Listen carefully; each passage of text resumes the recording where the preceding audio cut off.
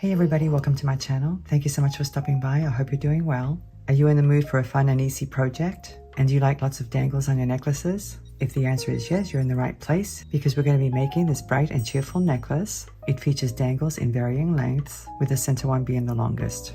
We're also going to be making a very quick and easy pair of earrings to match. And we're going to be using the beads that came in Curated Bead Box for the month of April. Now, if you're not familiar with that box, I'll leave some information down below in the description section of this video, along with a link to the website and a coupon code in case you're interested. I'm also going to leave a list of all the materials and the tools I'll be using today. And don't forget that I always model my jewelry at the end of my videos, so please stick around for that. So without any further ado, let's go ahead and get started.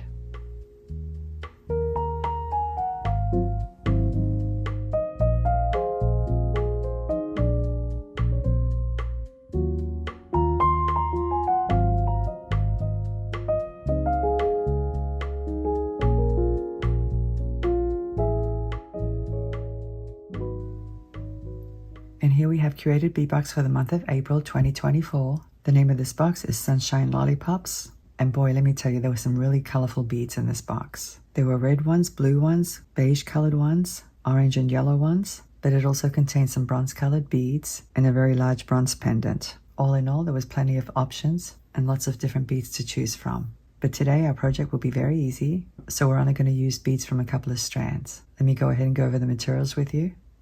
Here are the items from the box. These are marble style glass beads, and they're mostly orange as you can see, but they do have some spots on them. The spots are in an off-white color, and they measure 8 millimeters in size. And here we have some 6 millimeter size glass beads. They're listed as bright orange in color, but to me they look more yellow or mustardy colored. And all of these came in the Finding Starter Kit. I have a lobster clasp, 2 6 millimeter size jump rings, some flat head pins, and 2 earwire hooks. Curated Bead Box always includes a Finding Starter Kit which contains all of these items plus some other things. And these are actually very tough head pins. You'll see in a few moments when I go to use them on some of these beads. I usually have a very difficult time because they are very tough, but I really don't mind because it's always nice to have head pins that are durable. Let me show you what else we'll be using today. And here I have a couple of items from my own stash. These did not come in the box. I have some 20 gauge wire, and as you can see it's in a gold color. I also have some chain, and the links are oval links. They measure 3.5 by 4.5 millimeters. So now that we've gone over the materials, let's go ahead and get started. Here are the beads I'm going to be using for the necklace. I have 10 of the 8 millimeter size beads and 8 of the 6 millimeter size. And here's some flat head pins. And I also have a piece of 20 gauge wire. Let me put it over here for the time being. So basically when I designed this necklace, I just started laying the beads down, and that's how I came up with the idea of cascading dangles. But I was faced with a dilemma that I had 2 different size beads, and I wanted the dangles to sit properly up against each other, so I had to figure out a way to make that happen. So let me show you what I had in mind. I thought I would start with the top row by placing alternating sizes like this.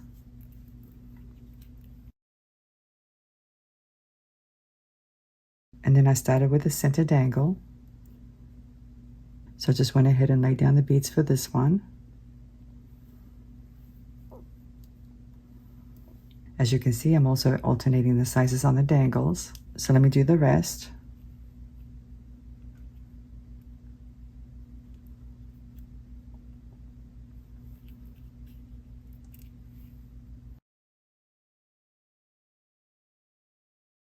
And I actually had an extra bead left over. I'm going to use this one for the earrings, but I do have a total of 10 8 millimeter size beads there. But anyway guys, that's the general idea.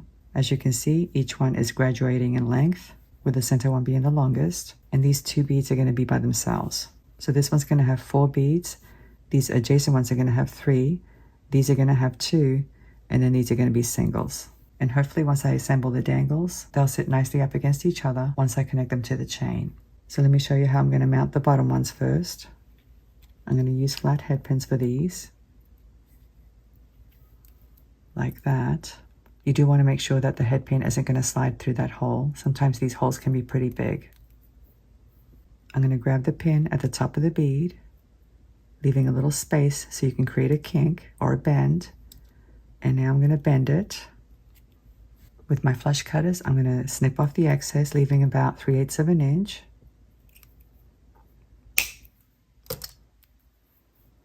And that was a very loud sound. That's because the pins are very thick, like I mentioned before, and they're difficult to cut. And now using my round nose pliers, I'm going to grab the end, making sure that it's flush with the barrels because that's how you get a nice round loop. And I'm simply going to loop it.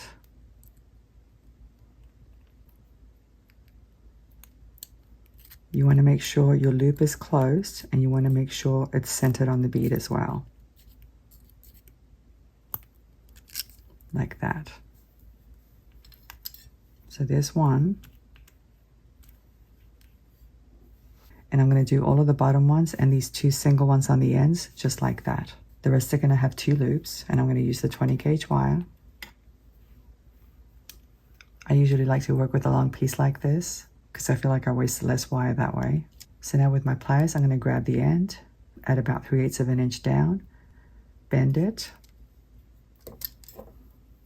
grab it with my round nose pliers. And once again, you want to make sure that it's flush with the barrels and create a loop. Let me straighten it out a little bit. So there's my loop. And now I'm going to go ahead and, well, I might as well show you this one instead, because then I can show you how to connect them. So there it is. And now I'm going to grab the wire at the top of the bead, line up the bottom loop, bend it, snip off the excess, leaving 3/8 of an inch. And once again, I'm going to grab the end with my round nose pliers and create a loop.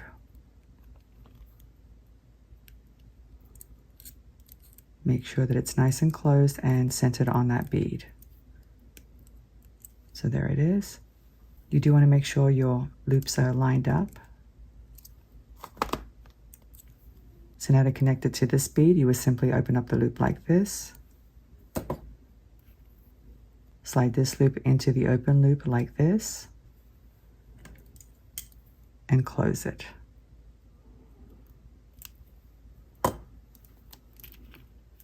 So now I have 2 beads connected. And I definitely did not want to do that, but sometimes these things happen. Let me just fix it.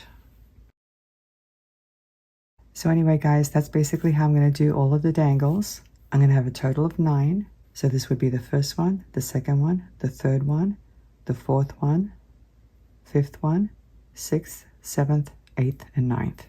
But anyway, you'll see in a few moments because I'm going to do the rest of these off camera so the video isn't too long. So I'll see you in a few moments. As you can see, I completed all my dangles and it didn't take very long at all. Like I said earlier, this is a very quick and easy project. And now we just have to connect them to the chain. Here's my chain. I cut myself a 16-inch piece of chain. That's something you're going to have to decide for yourself. It all depends on how long you want your necklace. And by the way, you can create more dangles than this if you want to and have them be even longer. It's completely up to you. So the first thing I'm going to do is find the center of my chain. Let me just bring my ends together. I'm going to slide a head pin through the first link and the last link like this. And I'm going to find the center link, which I think is this one. Give or take a link, it really doesn't matter. So let me start with the center dangle. I'm going to go ahead and open up this loop.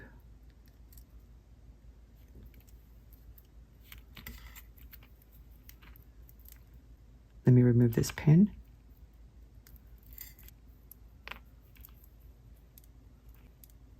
And I'm going to slide the component into that link like this. Let me close up the loop.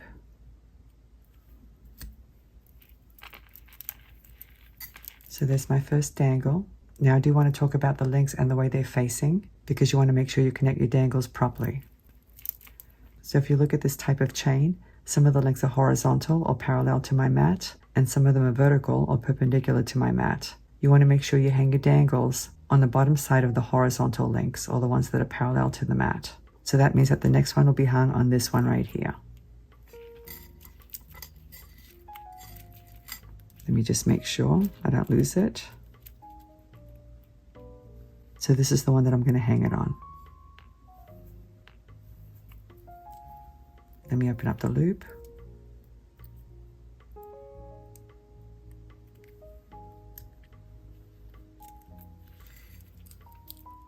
Let me take a look now.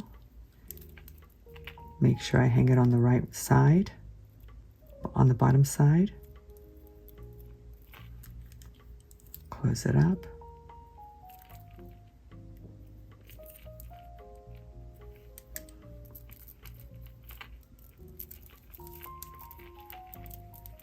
As you can see, both of my dangles are hanging on the bottom side of those links. That's the way you want to do all of them. Let me go ahead and open up this one now.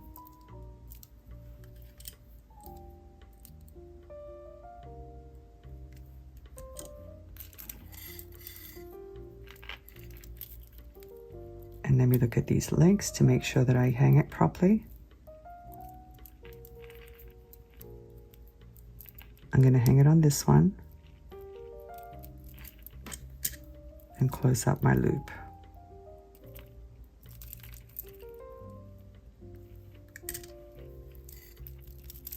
Let me just show you.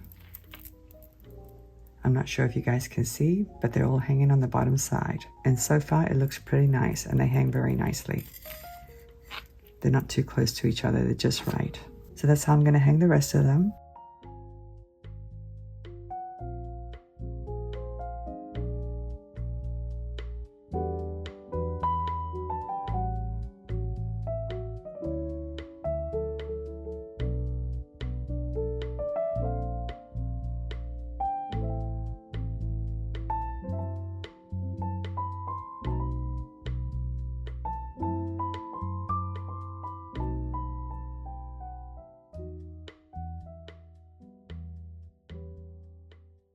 As you can see, I've connected all of them and I think it looks super cute. It really does. And that's all there is to it. It's very easy. So now we just have to make sure that both sides of the chain are even, or they have the same amount of links. Let me double check that again. I'm going to insert my pin through this one, which is the center one. And now let me check to make sure that both sides are even. And it looks like I need to snip off one link. And these links are actually open links, so I'm going to go ahead and open it up. I'm not going to snip it.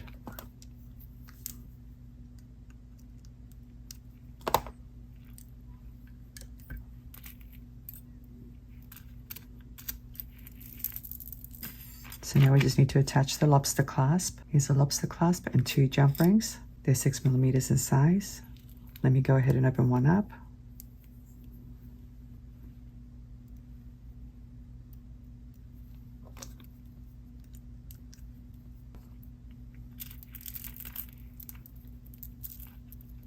I'm just going to put one on this side, like this.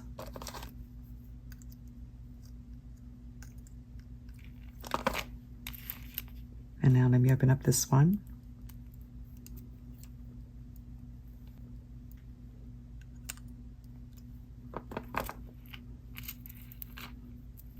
I'm going to slide it through this link and the lobster clasp as well, like this.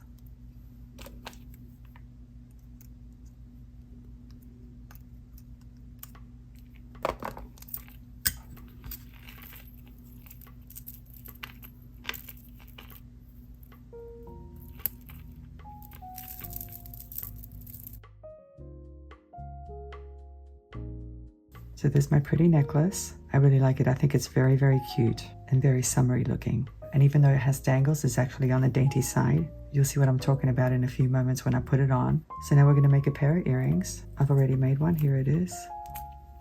It's actually pretty simple. And I decided to use 2 yellow ones and 1 red one in the middle. But you can certainly do it the other way around. You can have 2 red ones and a yellow one in the middle. I've already connected my beads. And here's my earwire hook. I know many of you already know how to do this, but I also know that there are a lot of beginners watching my video.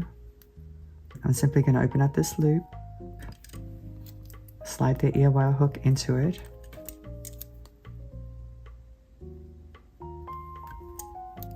and that's how easy it is. It doesn't get any easier than that. I'm not sure if these are nickel free. You might want to use stainless steel earwire hooks instead. I just thought I would use these since they came in the box. So anyway guys, I hope you enjoyed today's video. I know it was very easy, but sometimes it's good to do something easy for a change. So now I'd like to go ahead and put it on for you. Thank you so much for watching. I'm looking forward to seeing you again. Have a great day, and I'll see you next time. Bye.